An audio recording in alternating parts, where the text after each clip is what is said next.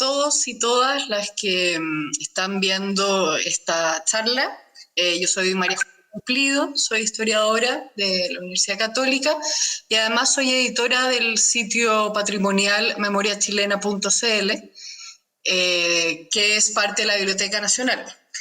Hoy día les quiero hablar un poco sobre la historia de las primeras transformadoras sociales en Chile, que refiere un poco a las mujeres que lograron abrir espacios o abrir campos para que hoy día nosotras podamos tener mayores accesos y mayores libertades. Es por eso, ¿no?, que quiero comenzar con, y acá voy a pedir la presentación, con esta imagen inicial, empezando con el tema, y luego con esta imagen, las primeras transformadoras, que ustedes van a ver ahí una foto, ¿no?, de Mary Wollstonecraft, que fue una mujer muy importante en Europa, porque escribió un libro que se llamó Vindicación de los Derechos de la Mujer. Esto va a ser muy importante, ¿no? Ahí en la siguiente slide, por favor. Esto va a ser muy importante porque para entender el tema de las primeras transformadoras tenemos que ir un poco hacia las ideas que gobernaban el mundo, por así decirlo. Y en ese sentido, durante el siglo XVIII y el siglo XIX, en plena época de la Ilustración, que se llama de manera clásica, este movimiento planteaba que lo más importante o lo fundamental del ser humano era la razón. Y ahí se alejaba de ideas anteriores, ideas medievales, donde todo estaba puesto en la fe. Este vuelco es súper importante porque da por primera vez al ser humano la posibilidad de ser el protagonista, ¿no?, de su vida y tener, digamos, mayor libertad para conocer la verdad, no necesariamente a través de la oración o a través de la guía espiritual, sino a través de su propia razón y de su propio intelecto. Esto fue bien revolucionario en el mundo, pero tuvo un pequeño problema, porque la idea de la razón quedó como una idea o una propiedad más bien de los hombres, ¿no?, dejando a las mujeres en la idea, digamos, que en esa época se pensaba contraria, hoy día sabemos que más bien son complementarias, a la mujer gobernando, digamos, el plano de los sentimientos, ¿no?, del cuidado, etc. Y la mujer que vieron ahí en el slide, Mary, ella va a ser la primera, a finales del siglo XVIII, en sostener que las mujeres van a merecer los mismos derechos que los hombres y que deben tener acceso a la educación, ya que son las mujeres las que crían a los ciudadanos. En ese sentido, no vamos a ver una idea de la igualdad entre hombres y mujeres tal cual, pero va a ser muy relevante porque a partir de estas ideas y durante todo el siglo XIX se van a empezar a cuestionar esta división tan estática de hombre-razón, mujer sentimiento. Y así más o menos también funcionaba el pensamiento chileno del siglo XIX, que estaba muy inspirado, ¿no?, en esta idea ilustrada. Un ejemplo concreto de ello es que, por ejemplo, las mujeres no tenían la misma educación que los hombres, ¿no? A los hombres se les preparaba para ir al mundo público, se les preparaba para la universidad. Sin embargo, a las mujeres se les preparaba para ser buenas madres, ¿no?, y ser buenas dueñas de hogar, en torno, digamos, al cuidado emocional de la familia. Y es por eso que en el siglo XIX las mujeres no estudiaban,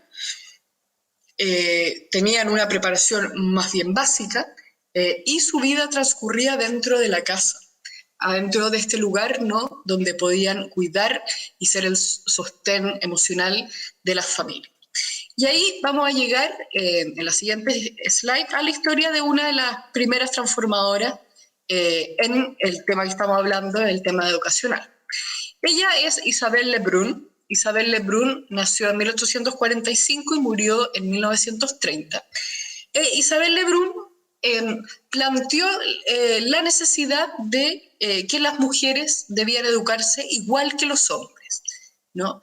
Debían tener una educación secundaria donde se aprendiera matemáticas, ciencia, etcétera, pero no tenían que tener una peor educación porque ella consideraba, muy bien que lo haya considerado, que las mujeres tenían las mismas capacidades intelectuales que los hombres, ¿no? Entonces, para ella era muy importante alfabetizar a las mujeres y otorgarles educación. Y es por eso que ella abre uno de los primeros liceos, que se llama el Liceo Recoleta, ¿no? Un liceo privado, ya que todavía el Estado, ante esta idea de que las mujeres no pueden tener la misma educación, no tenía liceos fiscales para mujeres, liceos en el fondo que las llevaran a la universidad.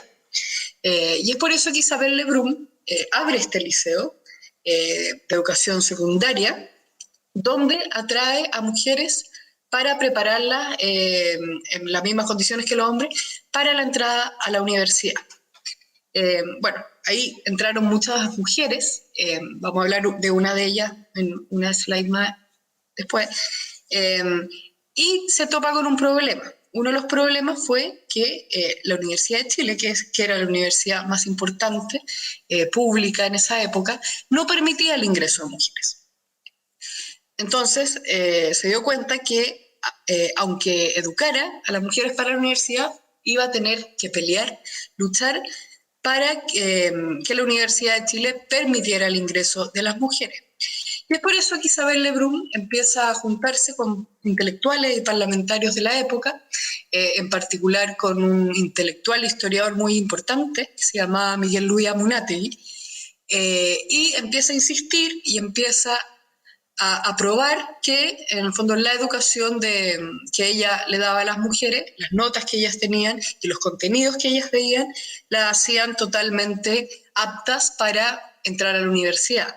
Por lo que el hecho de no entrar era claramente una discriminación que no se sustentaba en la razón, ya que las pruebas estaban ahí.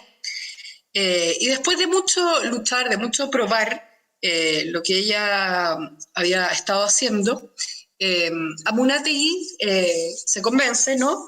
Y se aprueba el que es famoso decreto Amunátegui, que yo creo que se debería llamar decreto Isabel Lebrun, pero bueno. Y este decreto Amunátegui fue el decreto que permitió a las mujeres ingresar a la Universidad de Chile.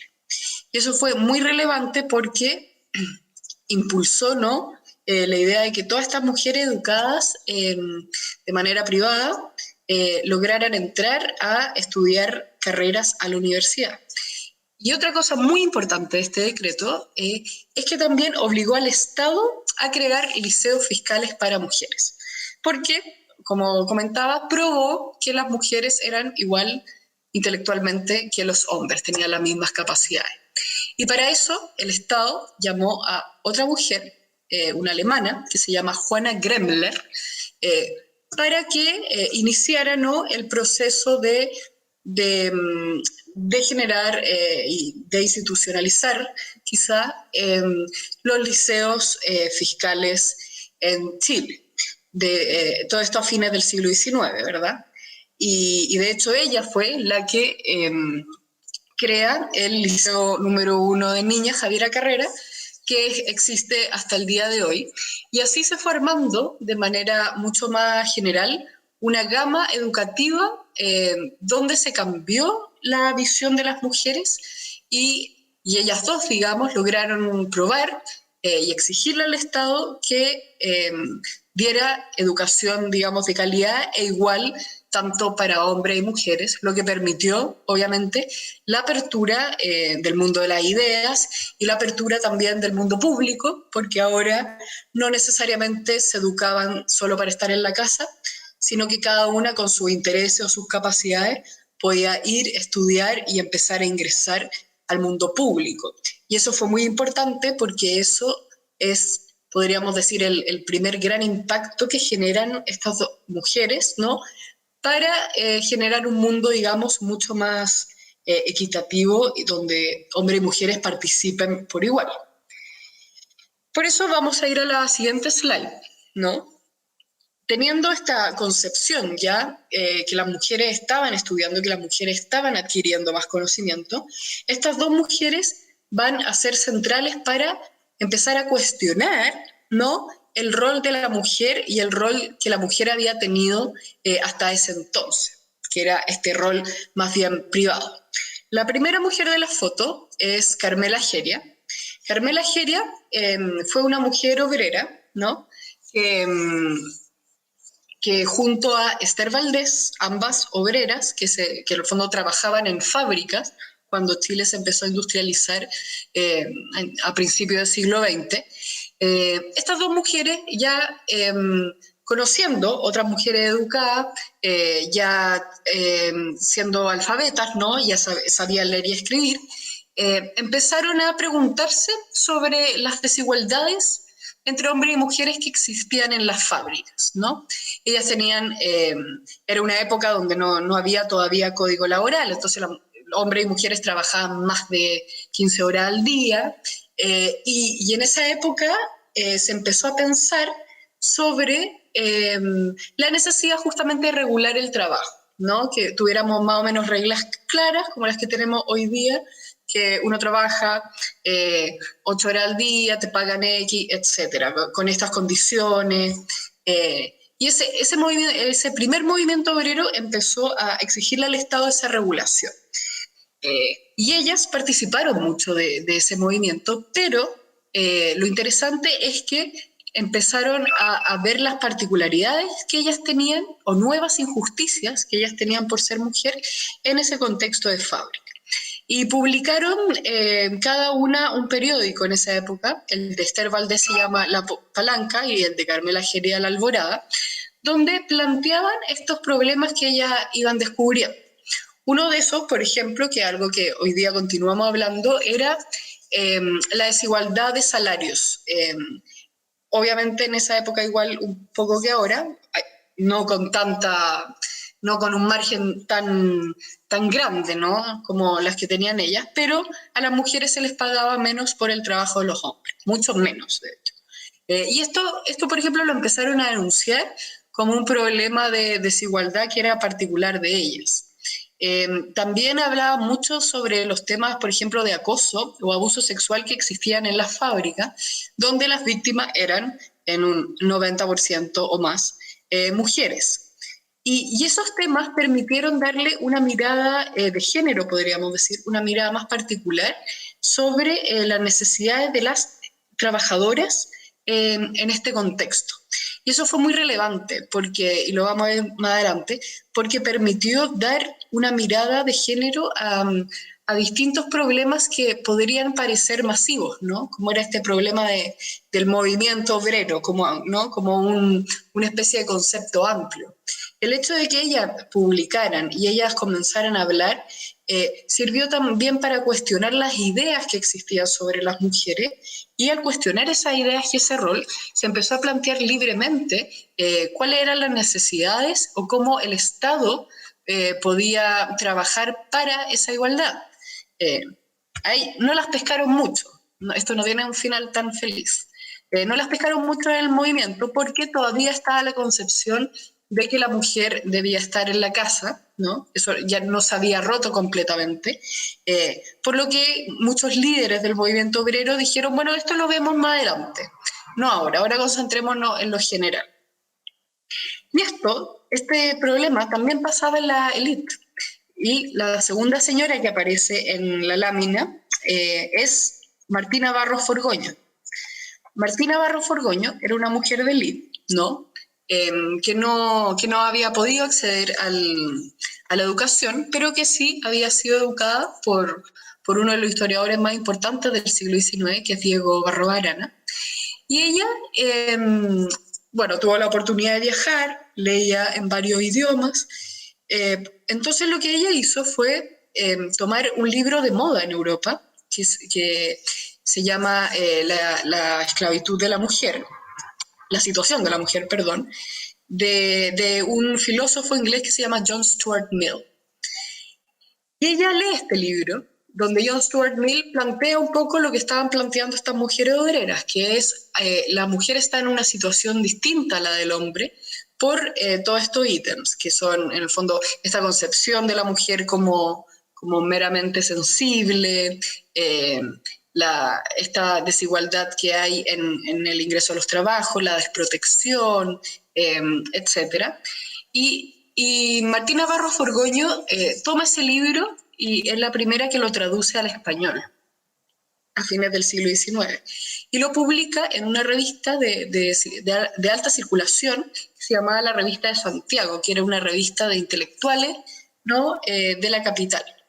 Y lo importante de la aparición de este libro fue que justamente se empezaron a expandir esta idea sobre que era falso el mito de que las mujeres no eran igual de capaces intelectualmente que los hombres. A la vez se cae el mito de que las mujeres no eran tan capaces en el trabajo como los hombres, ¿no?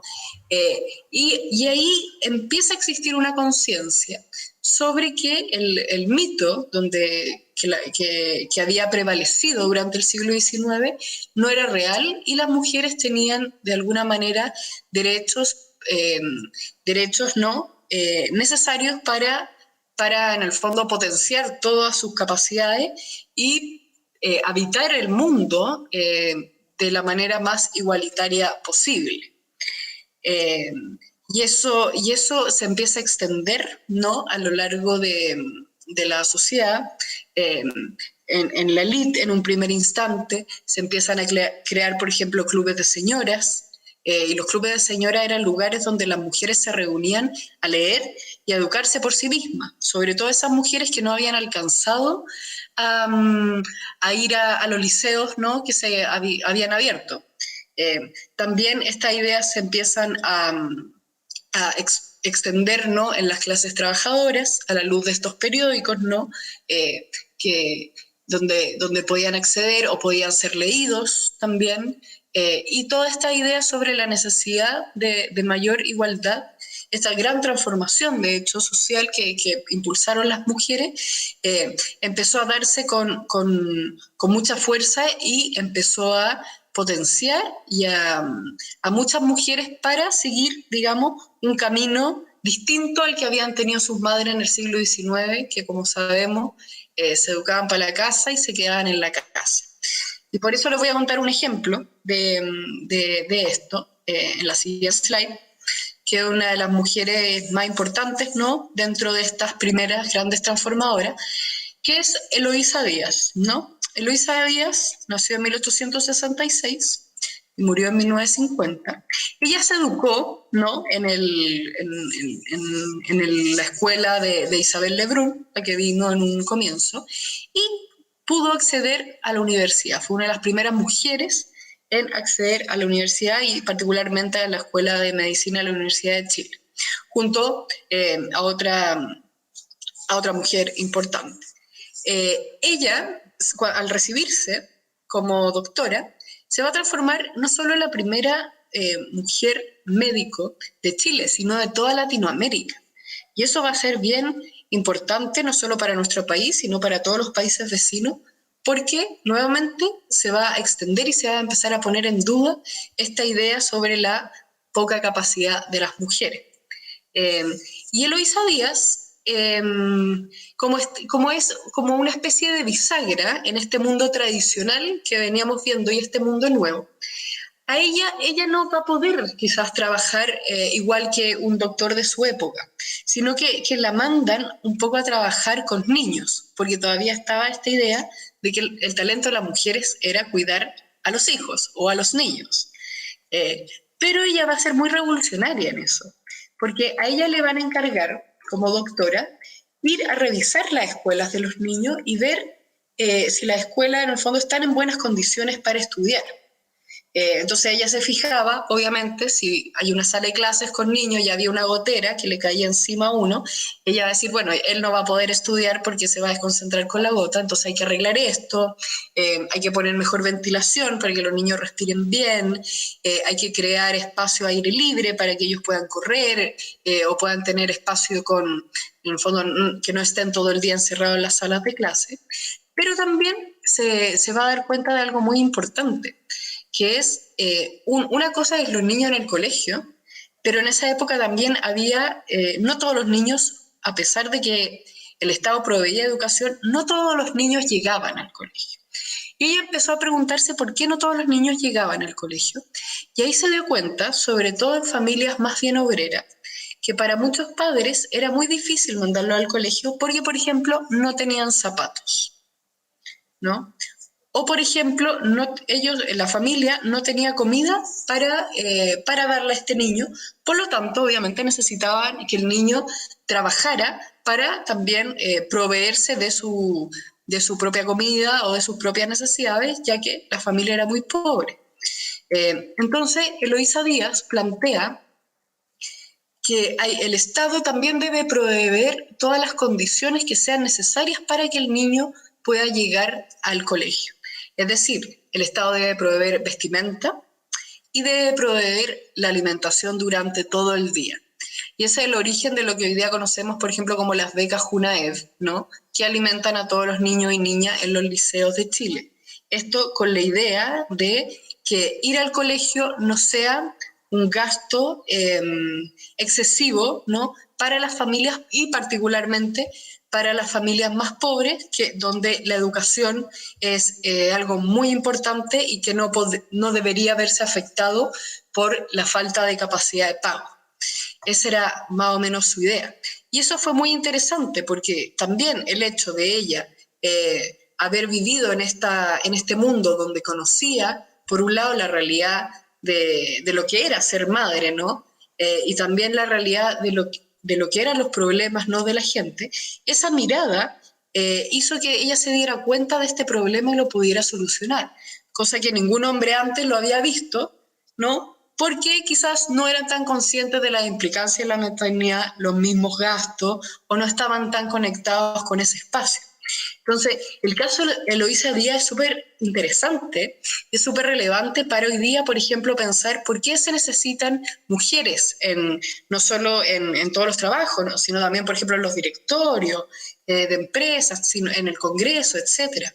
Y eso tiene que ver porque, obviamente, necesitamos la perspectiva, los puntos de vista de la mitad de la población, porque esos puntos de vista distintos también nos permiten enfrentar problemas y solucionarnos de maneras distintas y en muchos de esos casos de maneras exitosas, ¿no? Porque se pueden dar puntos de vista que cuando tienes a un mismo tipo de gente es poco probable que los veas.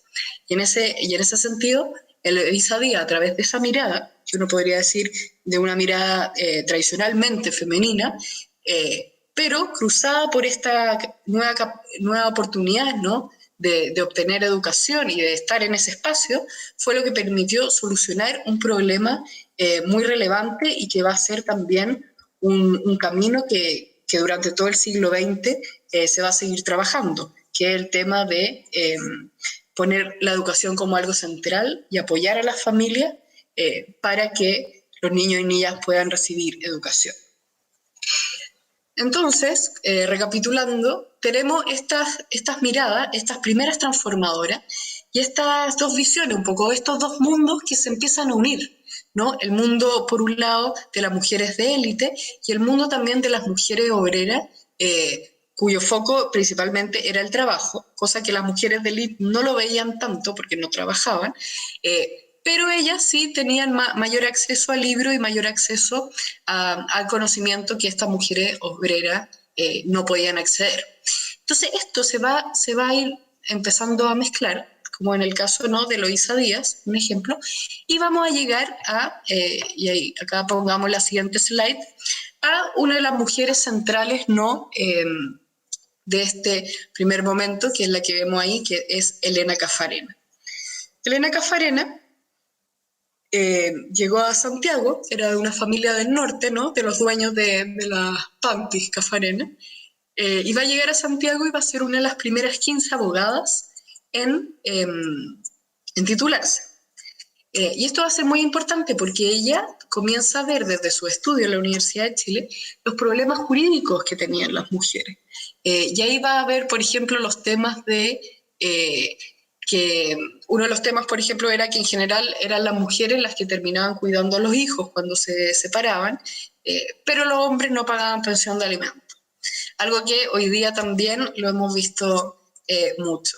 Y ella empieza a trabajar, ¿no?, a través del derecho por revisar y por poder aportar una mirada que desde el tema de la ley permitiera, ¿no?, que las mujeres y hombres tuvieran las mismas libertades y las mismas, y los mismos derechos.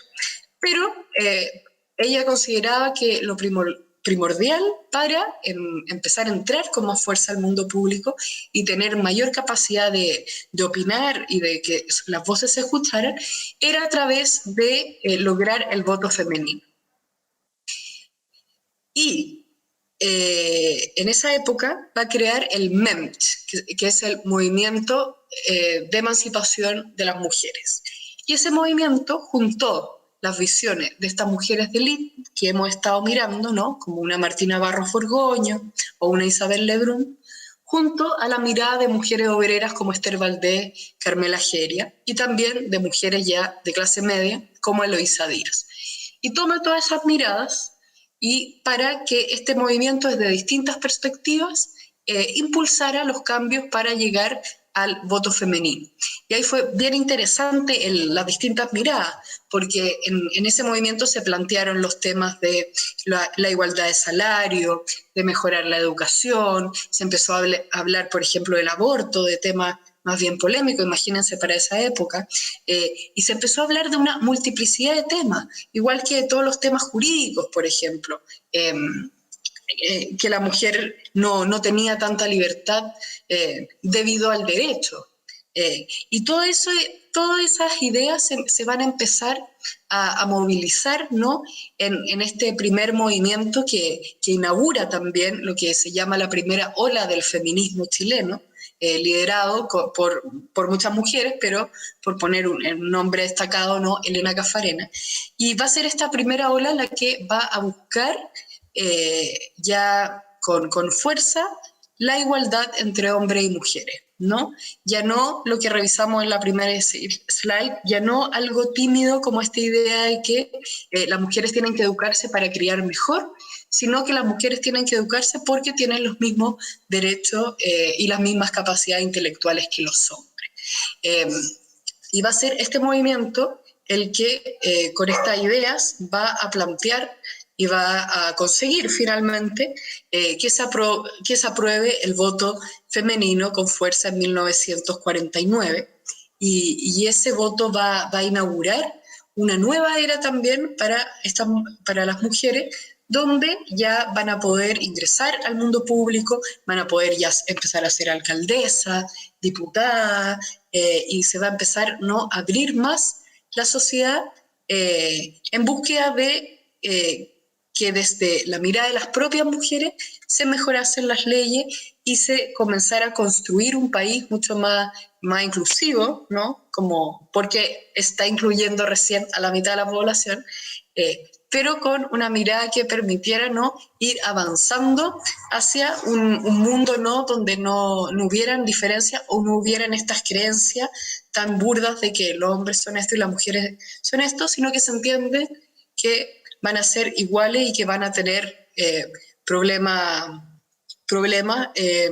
o conflictos, pero que la idea era generar una sociedad muy inclusiva y una sociedad también donde todos estos prejuicios y todos estos temas se fueran trabajando. Y es por eso, ¿no?, que estas primeras, ¿no?, transformadoras fueron las que comenzaron a abrir el camino y a pensar también de cuál o cómo se conformaban las ideas que nos gobernaban, por así decirlo, y cómo a partir de una serie de luchas, de la lucha por la educación, la lucha también de ser la primera doctora y después la lucha por conseguir llegar a espacios de poder, fue lo que finalmente va a permitir que hoy día podamos ir al colegio, podamos ir a la universidad, podamos trabajar y un montón de otras cosas, ¿no?, que no se entenderían sin estas mujeres, ¿no? Que finalmente fueron las que se atrevieron y las que un poco dedicaron su vida a llevar la contraria de lo que la sociedad mandataba y que permitió, ¿no? Todas estas libertades que hoy tenemos y que pensamos que la hemos tenido siempre, pero como ven no es hace tanto tiempo. Gracias a estas mujeres transformadoras que desde primeros pasos, haciendo primeros pasos, ¿no? Como en educación, en hacer liceo, luego una Eloísa Díaz, ¿no? Que se atrevió a ser la primera mujer a ir a la universidad y a trabajar, así como también las mujeres obreras que se atrevieron a publicar sus ideas, a crear un periódico y finalmente una Elena Cafarena que escuchó toda esta idea y formó un movimiento inclusivo, ¿no? Que juntó a todas estas mujeres que venían de distintos lados para apoyar el voto. Todas estas transformadoras fueron las que permitieron que hoy día tengamos libertades que nos parecen obvias. El hecho de poder ir al colegio, de poder ir a la universidad, de poder salir sola, de poder manejar, por ejemplo, nuestro dinero. Todos esos avances